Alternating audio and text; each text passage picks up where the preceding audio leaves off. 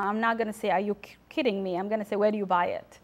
I'm just desperate. And there are not a lot of information available to talk about this disease, where it comes, why is this? Yeah, no, there wasn't. And so when I went to that workshop, I noticed there were so many Somali women, Somali moms, and maybe 3, 4 dads. There were maybe about 30 parents. And I thought, I just sat in the back and I thought I was the only one because I was still hiding. This is Somali mom that they have? In the Minneapolis public schools, they had a workshop. They have children? With autism. Do they actually go on air there? Yeah, they were all there. And then I remember asking the autism coordinator, I said, who are all these moms? Do they all have children with autism? And she said, yeah. And so then I took my kid to the Minneapolis schools. Then I noticed every preschool autism classroom had anywhere of 6 kids, anywhere 2 to 4 were Somalis. So you would have 3 Somali kids, maybe 1 American, maybe 2 Asians or 2 Hispanics. So then I was like, this is wrong. This is something wrong here. Yeah. Then then I tried to get the schools to do more workshops so I can tell them, because I know the language and I know the system. So I wanted to tell them that, you know, there's speech therapy, there's occupational therapy, and somehow it just took a while to get that going. So then I called WCCO. I called everywhere, but they're the ones who said, okay, we'll do the story. So then I got the numbers from Minneapolis Public Schools, and I took it to WCCO news director Mike Kabuta, and I think I'm pronouncing his name wrong. He always tells me, and I always say it wrong. But he said, okay, Idil, I've never heard of this, but I'm gonna do the story, and I'm gonna send my producer and my reporter to the school. And then I called the school and I said, if I send the reporters to you, would you talk to them? And they said, okay. Yeah. And so then from there on, it just kept going higher and higher. So how did the media, what do you think the media covered the story? I think I was persistent initially. Even now I am. I tell them, you know, this is a problem. Can you please cover the story? And I normally try to find reporters that have small children and just say, yeah, did you talk to your child last night? Did he tell you how school was? Imagine if you didn't have that. And sooner or later, they say, okay. But when they cover it, when WCCO cover it, do they cover it fairly? I mean, do they romanticize it? Do they usually, we are always projected as victims or villain, and, you know, no people actually, having issues. I think they were surprised that you know, autism is high anyway in America, but they were surprised it was higher, and then they were surprised that nobody knew. And so I told them to call the health department, the education department. We have some information about how high it is. Yeah, it's Minnesota, 1 in every 81. Yeah, I mean, this is not a scientific data, but if we have one of the highest based on educational identification. They're not all medical, but there's a lot of kids with autism out there. So if that's the ratio, the number in general population, how is it in the Somali population then? Then the health department did a report last year, and they said that the administrative prevalence data, meaning that the kids in preschool were up to 7 times higher than the general population. Wow. Yeah, and this is, you know, something we didn't have before. So when you say we did not have, this is all children who were born in the United States? They were mostly born here. I've seen one born in Toronto, Canada, and one born in India. The rest here. Still outside of Somalia? Outside of Somalia, yeah. So how's it in Somalia, do we know? Is this something have to do with living abroad?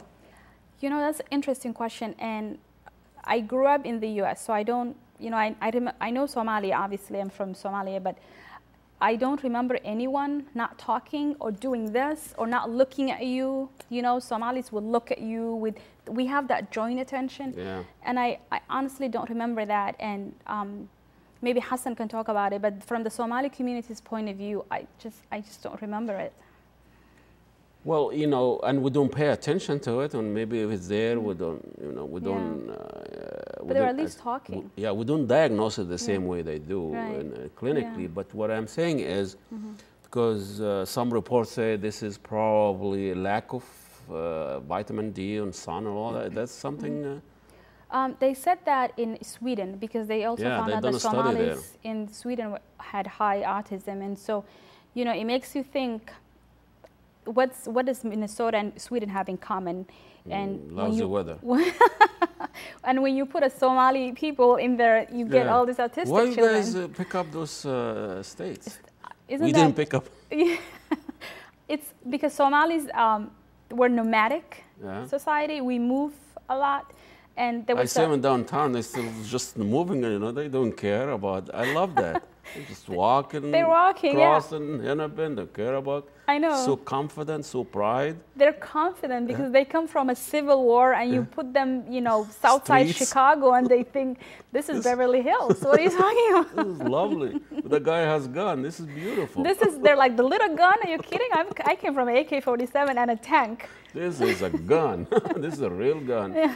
But you know, it's really fascinating in how the Somali community, you know, you're talking about, I don't know, 50, 60,000, 100,000, God knows how many, because the number really.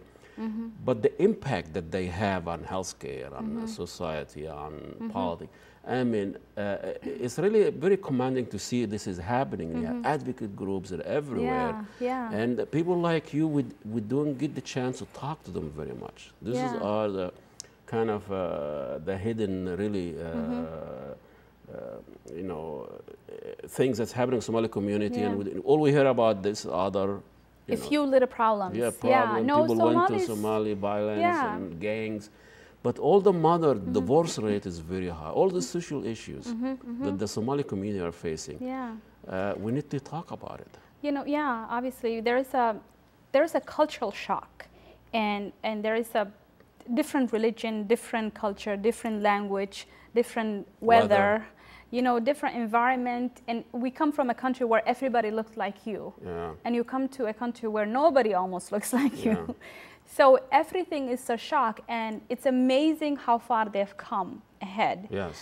I mean, I am every day surprised and proud that they come so recently, and yet they've made such gains in politics and in healthcare, education. They're very advocate. And a lot of people don't give them credit for that. You hear two gangs or two kids who maybe killed each other, and every community has problems. We all do, but we want to also show the good. I mean, there's more Somali-owned businesses everywhere you go. There are malls. They're entrepreneurs. They're very entrepreneurial. They like, you know, they like to own their own homes. Stuff. And it is really when you talk about. You're a single mom, right? You say that. Can we talk about this? Yeah, I was divorced. So are you doing this on your own? Do you get any support, help? Yeah, no. I mean, Abdullah's father, he's still in his life. You know, we got divorced, but still his dad, and I get support from him and from my family and his family, and so there's always that extended family support. And Somalis in general help each other. I mean, I know if I was walking down the street by myself, I know the Somali person would stop for me and try to give me a rider. Well, not interesting, but what I'm saying, that's not what we hear from how the Somali community. But when you are, so what are the main issues that you're facing now that you needed change or you needed to work on? What needs to happen to make this I think a legitimate? That's a good question, and we've raised enough awareness now. We've been, you know, from here to Timbuktu, autism in Somali children is known. It's an issue. It's an issue. So the next thing we would like as parents that are dealing with this on a daily basis is to make sure that researchers in public health or academics and scientists and doctors, nobody knows the answer to autism. Not for us, not for the Americans, not globally. But we're saying, if you want to know the answers to autism, come and study us. There's something going on. So you're saying you need to have research, a cultural study about your own community, not a general study. No, we need to do a study about autism. So you know, do about in general, but then concentrate on the Somalis and say, what did they do different? What did they eat different? What did they work? What is their genetic makeup? What is the environment they live? There's something different that's making autism as common as Somali tea. There's something going on, and I honestly just challenge public health officials and researchers to come and study and not have the notion that Somalis have more access to services. That's why it's high. That is not true. We don't have no I see. service. It's been there, but now we diagnose it because right. we have access to public health. Yeah. But you know, and that's the thing. If people will just brush her off as